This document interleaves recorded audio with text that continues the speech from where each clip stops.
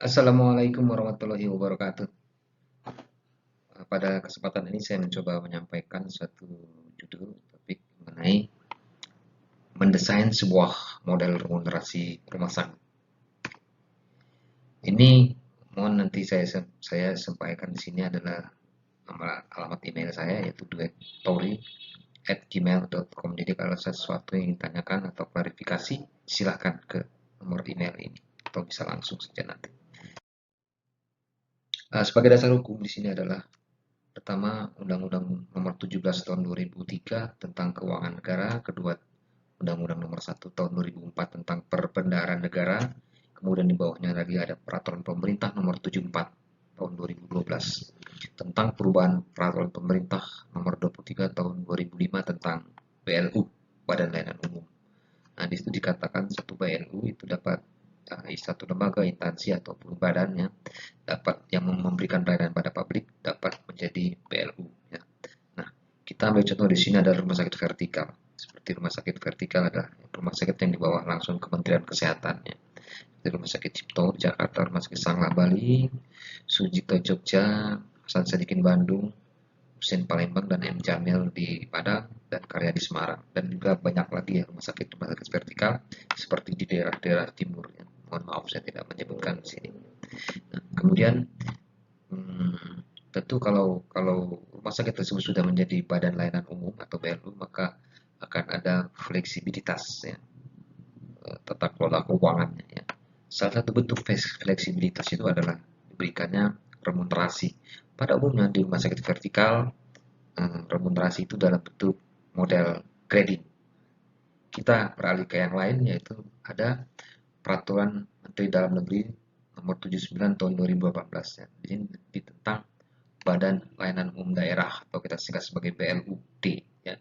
Nah, di situ juga dikatakan ya, suatu lembaga badan ataupun instansi yang memberikan pelayanan pada publik dapat menjadi BLUD ya, BLUD.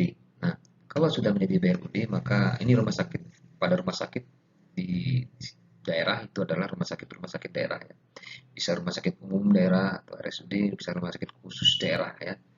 Artinya rumah sakit tersebut di bawah gubernur, bupati atau wali kota ya tergantung posisi. Kalau dia di daerah provinsi gubernur, kabupaten dan kota, bupati dan wali kota. Nah, sebagai pemilik lainnya kepala daerah di sini. Oke, kita lanjutkan dulu. Nah, tentu kalau sudah menjadi BLUD ini akan ada fleksibilitas tata kelola keuangan ya. Dalam tata kelola keuangan salah satu fleksibilitasnya adalah remunerasi. Nah, umumnya pada rumah sakit daerah itu adalah remunerasi bentuk model indexing ya. Nah, dalam topik kali ini saya tidak membicarakan model grading dan indexing ya, tapi akan saya gabung jadi satu bagaimana kita mendesain sebuah remunerasi di rumah sakit itu. Oke, ya. Untuk rumah sakit swasta bagaimana ini atau puskesmas atau klinik swasta. Puskesmas juga bisa ya. Puskesmas adalah milik daerah, milik bupati, wali kota ya, bisa menjadi BLUD dan bisa diberikan remunerasi bagi karyawannya. Rumah sakit swasta, klinik swasta bisa juga tergantung kepada pemiliknya. Bisa mengalokasikan dananya tidak untuk remunerasi itu. Oke, kita. Nah, kemudian apakah itu remunerasi? Secara singkat saya buat satu skematis ya. Remunerasi sebenarnya di sini adalah merupakan bagian dari kompensasi ya. Kompensasi ya. Kompensasi kita tahu ada yang finansial, ada yang non finansial. Remunerasi adalah satu umumnya itu dalam bentuk finansial. Artinya diberikan dalam bentuk uang langsung ya kepada karyawan ya. Nah, tapi remunerasi dalam pemberian mempertimbangkan ada risiko kerja, ada pendidikan, ada posisi jabatan dalam masa kerja, ada situasi kerja, ada diklat, senior atau workshop dan kinerja. Ini satu persatu akan saya jelaskan nanti. Ya, gitu. Jadi dalam hal pengertian remunerasi inilah dia. Ya. Oke, kita lihat lagi. Steps ya. Dalam steps itu pertama kepala daerah ya, baik gubernur, bupati dan wali kota sebagai pemilik di sini adalah mengalokasikan anggaran untuk remunerasi. Kemudian tentu kan diterima oleh direktur rumah sakit ya. Kemudian direktur itu menyusun tim remunerasi ya.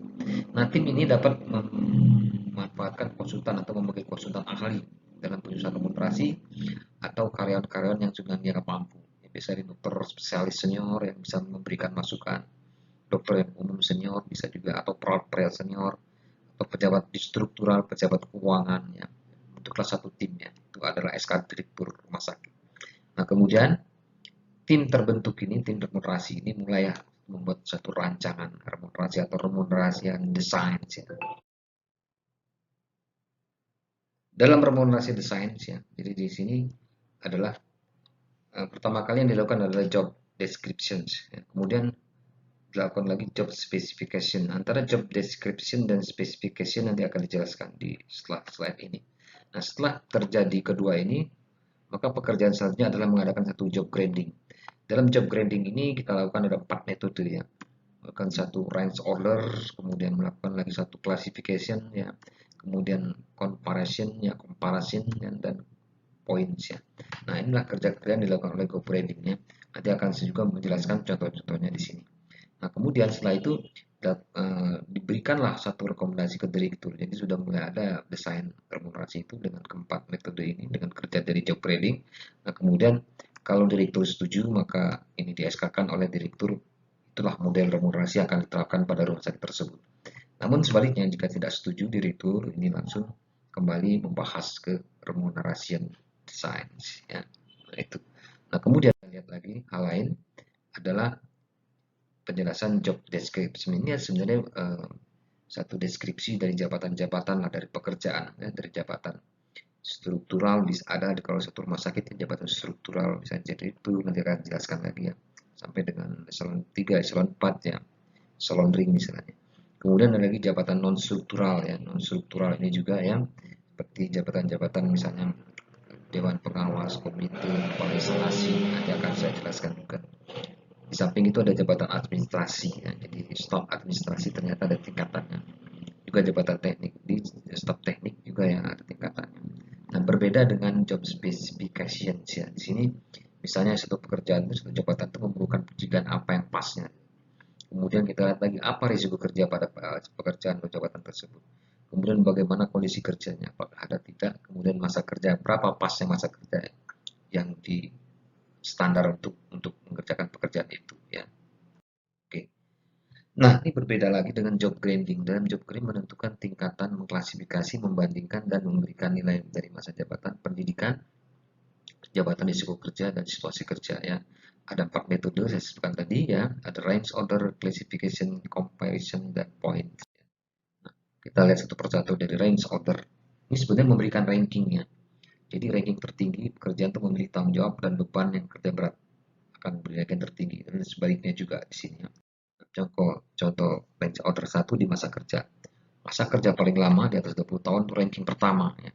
Masa kerja terendah misalnya di 4 tahun ke bawah itu ranking kelima ya, ini ya, range order.